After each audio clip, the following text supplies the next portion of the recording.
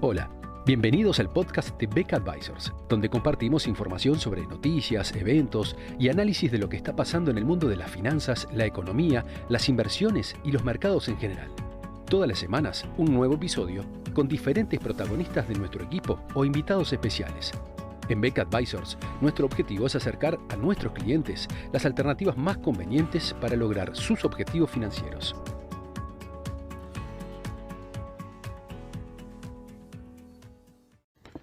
Los datos de inflación de Estados Unidos del mes de mayo, divulgados el pasado 13 de junio, y la decisión de política monetaria adoptada por la Reserva Federal al día siguiente, el día 14,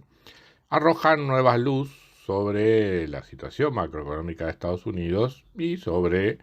el entorno en el cual van a estar funcionando los mercados financieros en los próximos tiempos. Comencemos por analizar los datos para entender de algún modo el fondo de la decisión por parte de la Reserva Federal. A primera vista, la inflación del mes de mayo fue baja, 0,1%, lo cual, comparado con el entorno de 1% que había tenido el año pasado, implicó que en los 12 meses terminados a mayo, la inflación descendiera abruptamente a 4%.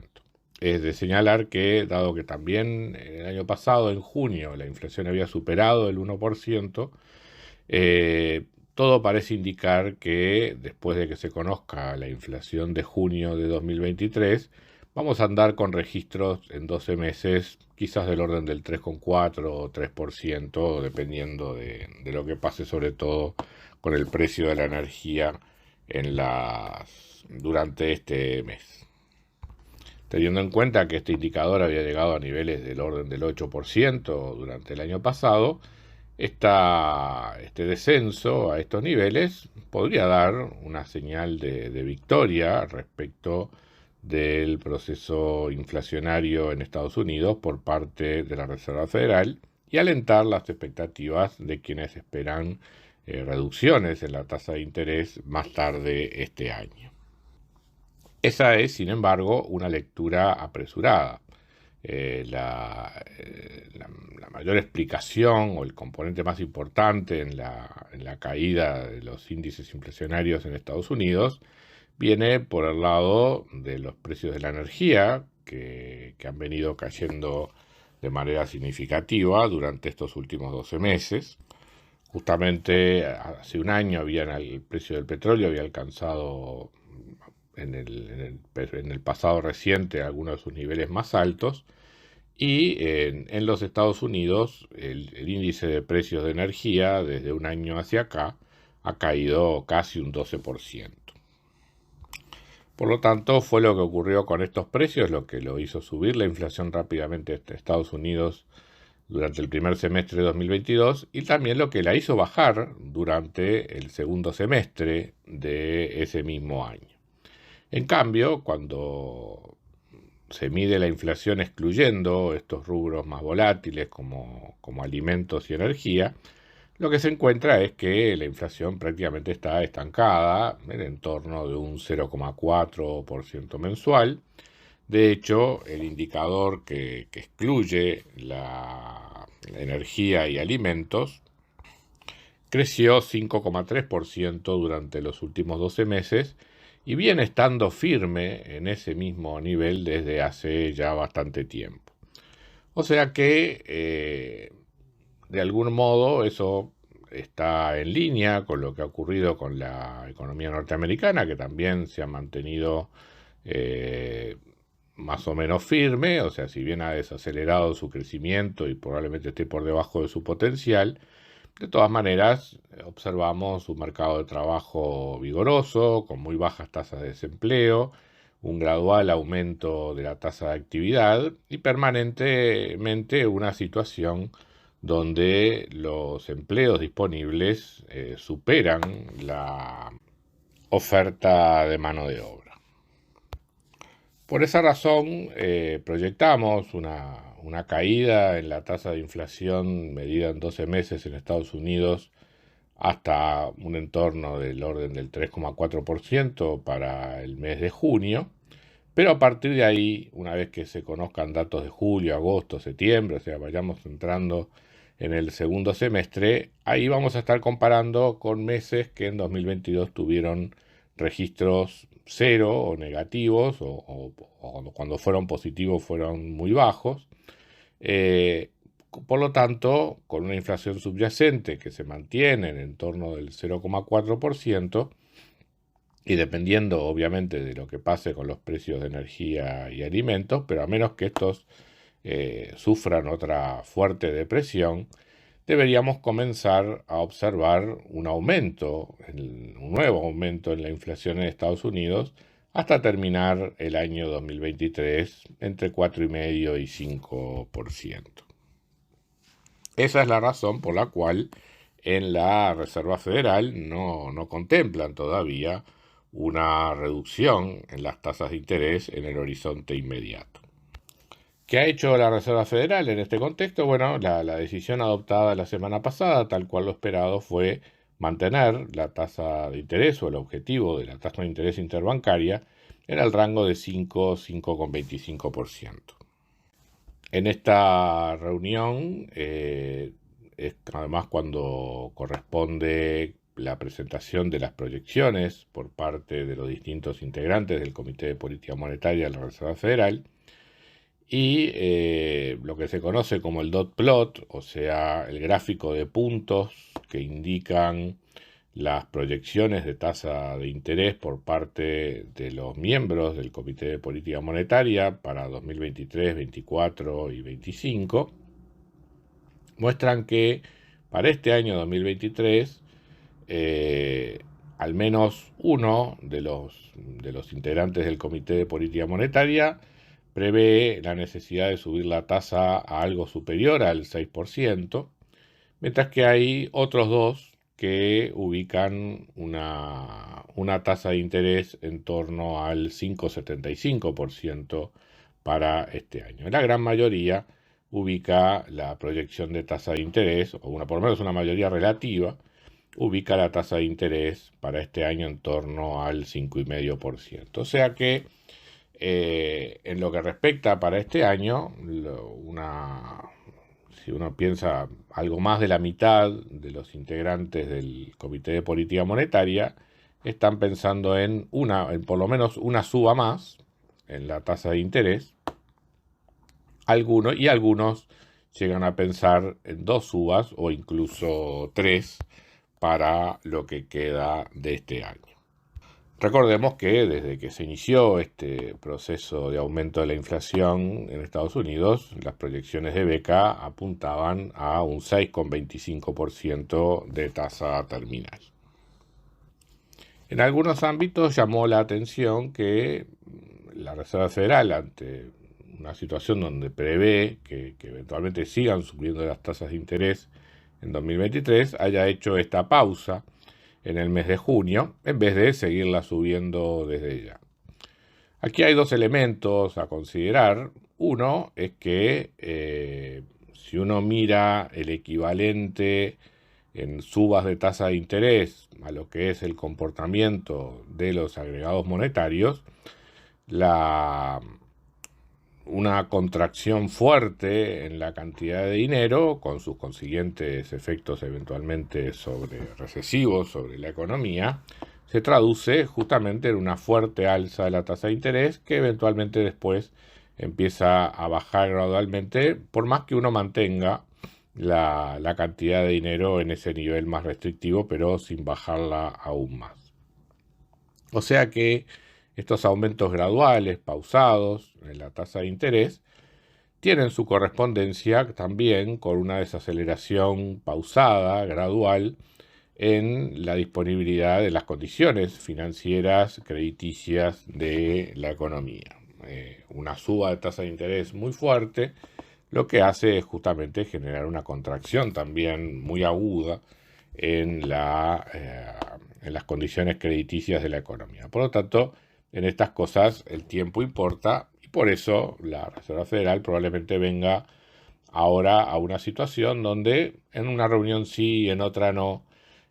vamos a estar viendo estos movimientos en la tasa de interés.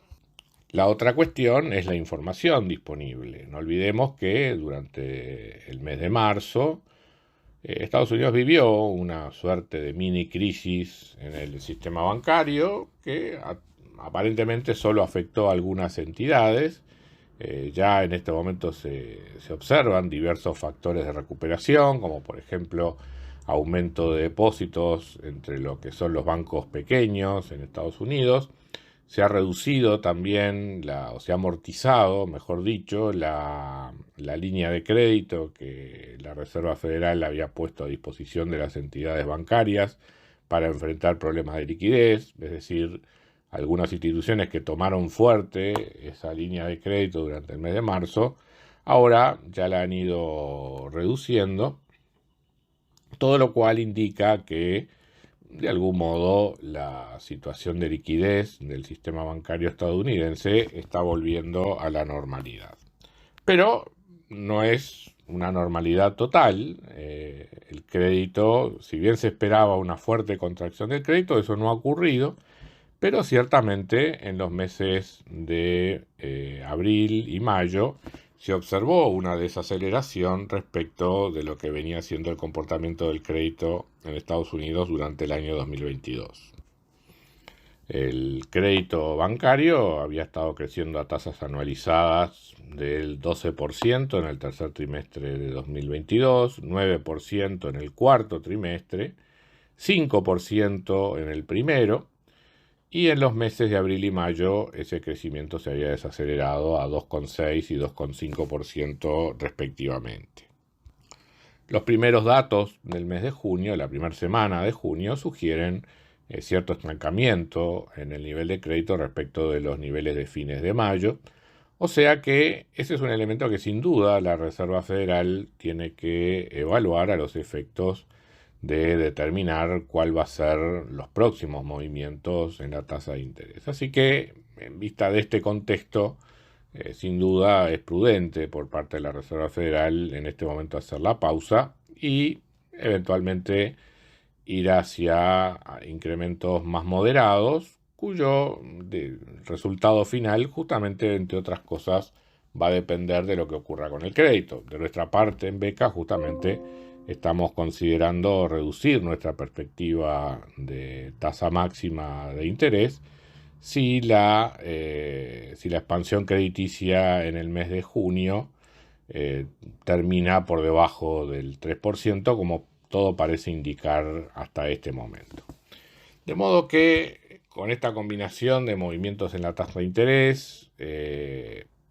con lo que está ocurriendo en el sistema bancario, pero con también el alerta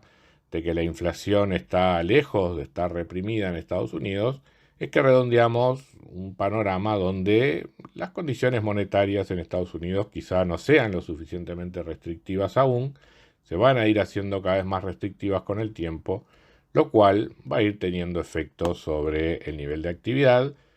tendiendo a fortalecer el dólar de alguna manera como lo habíamos explicado en algún podcast anterior, y poniendo las cosas en tensión probablemente tanto para el mercado accionario, que ha reaccionado con demasiado optimismo quizás ante estos datos de inflación y ante la situación de pausa en la suba de tasa de interés, y lo mismo con los mercados de renta fija, que están viendo con demasiada inminencia, a mi gusto, una reversión en el proceso de suba de tasa de interés. Muchas gracias a todos por escuchar otro episodio del podcast de Beca Advisors. Te invitamos a compartir este podcast con tus amigos, colegas, dejarnos tus comentarios o reviews y seguirnos en nuestras redes sociales Instagram, Twitter, LinkedIn y también nuestro canal de YouTube. Visítanos en nuestro sitio web becaadvisors.com para leer nuestros informes, reportes y conocer más sobre nosotros. Hasta una próxima entrega y muchas gracias.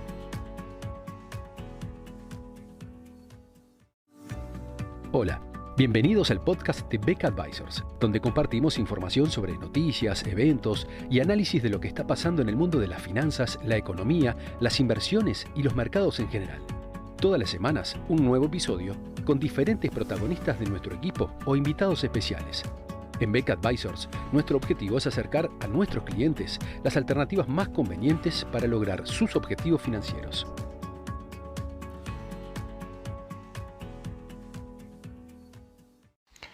El controvertido diagnóstico de la situación macroeconómica en Estados Unidos, de lo que puede resultar en la evolución de la inflación y por lo tanto en la respuesta de política monetaria por parte de la Reserva Federal,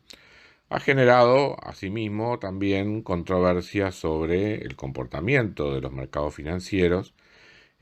tanto lo que tiene que ver con las distintas opciones de renta fija, como también con las distintas alternativas de inversión en materia de renta variable. Un tema polémico en los últimos tiempos ha sido justamente el estilo de inversión entre lo que se conoce habitualmente en finanzas como la alternativa de growth versus el estilo de value. Como bien se sabe, las alternativas o el estilo de growth corresponde a acciones que tienen una alta relación de precio a ganancias porque se espera justamente que en el futuro estas empresas tengan un crecimiento importante en sus ganancias y que por lo tanto estos rendimientos de alguna manera están diferidos hacia el futuro y el precio lo que incorpora es esas mayores ganancias en el futuro. En cambio, el estilo conocido como value responde normalmente a empresas más maduras que generan ganancias de manera habitual, que tienen una relación de precio a ganancias más consistente con lo que son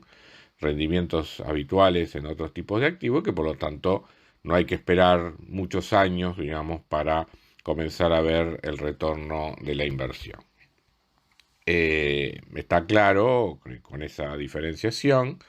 que en situaciones donde las tasas de interés, en particular las tasas de interés reales, eso lo debemos tener en cuenta, cuando las tasas de interés reales tienden a ser más altas, eso castiga aquellas opciones de inversión en las cuales los rendimientos son más distantes en el tiempo y por lo tanto es un escenario relativamente menos favorable para el estilo de inversión tipo growth.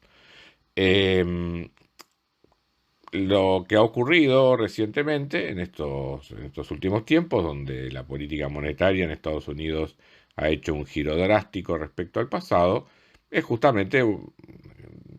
lanzar una discusión más allá de la conveniencia o no de tener una mayor o menor exposición a la renta variable, es la de, dentro de esa renta variable, por qué estilo de inversión inclinarse. Parece natural que en un escenario de alza de las tasas de interés, tanto nominales como reales, en términos relativos, el estilo growth se vea desfavorecido respecto del estilo value. Sin embargo, en lo que va de este año, varios indicadores parecen contradecir esta visión. Pero hay que tener en cuenta que eso depende mucho del indicador que se utilice, del índice accionario que se utilice para ello, y por lo tanto qué acciones, qué empresas comprenden o están incluidas en ese índice. Es bien sabido que el aumento del Standard & Poor's 500 en lo que va de este año 2023, del orden del 12,7% hasta el día 26 de junio, está fundamentalmente explicado por un puñado de acciones.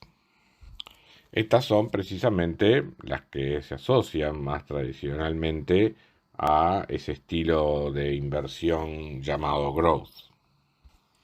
Esas son también acciones dominantes dentro de lo que es el índice del Nasdaq, el cual precisamente en lo que va de este año ha crecido un 27,4%. Quiere decir que si uno excluyera a esas 5, 6 o 7 principales acciones